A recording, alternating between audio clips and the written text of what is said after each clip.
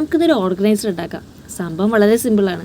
ഞാനതിന് നിന്നെടുത്തത് പോൺസിൻ്റെ ഒരു ഒഴിഞ്ഞ ഡബ്ബയാണ്. ആദ്യം തന്നെ അതിലുണ്ടായിരുന്ന സിൽവർ ഫോയിൽ എടുത്ത് കളഞ്ഞ് നല്ലപോലെ കഴുകി വൃത്തിയാക്കി ടിഷ്യൂ പേപ്പർ വെച്ച് ഡ്രൈ ചെയ്തെടുത്ത്, അതിനുശേഷം മുന്നിലും പിന്നിലുണ്ടായിരുന്ന സ്റ്റിക്കറെല്ലാം എടുത്ത് കളഞ്ഞ് ആ ബ്രാൻഡ് വാല്യൂ അങ്ങ് മാറ്റിക്കൊടുത്ത് സംഭവം ക്യൂട്ടാക്കി എടുത്ത്.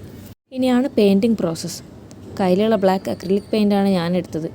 പക്ഷെ അവർ തമ്മിൽ എന്തോ ഒരു ശത്രുത ഉണ്ടായിരുന്നു. എത്ര പെയിൻ്റ് അടിച്ചിട്ടും ശരിയാവുന്നില്ല. പക്ഷെ ഞാനങ്ങനെ വിട്ടുകൊടുത്തില്ല. പിടിച്ചെടുത്തൊരു 3-4 കോട്ട് അടിച്ച് ഒരുവിധം ഓക്കെ ആയപ്പോൾ വെയിലത്തുണങ്ങാൻ വെച്ചു. സത്യം പറഞ്ഞാൽ ഇതുവരെയൊക്കെ ക്ലിയർ ആയിരുന്നു. അത് കഴിഞ്ഞ് എന്ത് ചെയ്യണമെന്ന് ഒരു ഐഡിയ ഉണ്ടായിരുന്നില്ല. മണ്ടൽ ആർട്ട് ചെയ്യണോ ക്ലേ ആർട്ട് ചെയ്യണോ ഒരു ഐഡിയ ഉണ്ടായിരുന്നില്ല. അവസാനം ക്ലേ ആർട്ടിൽ തന്നെ വന്ന് നിന്ന് അങ്ങനെ ഡ്രസ്സിനും ഹാർഡറൊക്കെ നല്ലപോലെ മിക്സ് ചെയ്ത് റെഡിയാക്കി വെച്ചു. അപ്പോഴേക്കും നമ്മുടെ മെയിൻ ഹീറോ വെയിൽ കൊണ്ട് നല്ലപോലെ ഉണങ്ങിയിട്ടുണ്ടായിരുന്നു. ഇനി ബാക്കിയുള്ള വീഡിയോ തികച്ചും അൺപ്ലാൻഡ് ആയതുകൊണ്ടും ഞാൻ അത്ര വലിയ ഡിസൈനർ അല്ലാത്തത് കൊണ്ടും എങ്ങനെ ഇരിക്കുമെന്ന് എനിക്ക് തീരെ പ്രതീക്ഷ ഉണ്ടായിരുന്നില്ല. എന്നാൽ കോൺഫിഡൻസ് വലിയ കുറവൊന്നും ഉണ്ടായിരുന്നില്ല.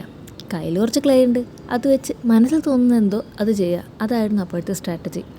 അങ്ങനെ ഈ രൂപ എത്തി.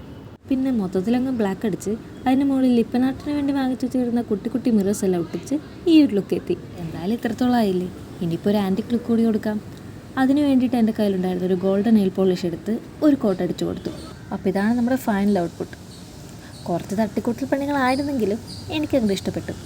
അപ്പോൾ കാലിയായി കളയാനിരുന്ന ഒരു പോൺസ് പെട്ടിയിൽ നിന്ന് എനിക്കൊരു ഓർഗനൈസർ കിട്ടി. അപ്പോൾ നിങ്ങളും ട്രൈ ചെയ്ത് നോക്ക്. അപ്പോൾ അടുത്ത വീഡിയോയിൽ കാണുന്നവരെ ഗുഡ് ബൈ.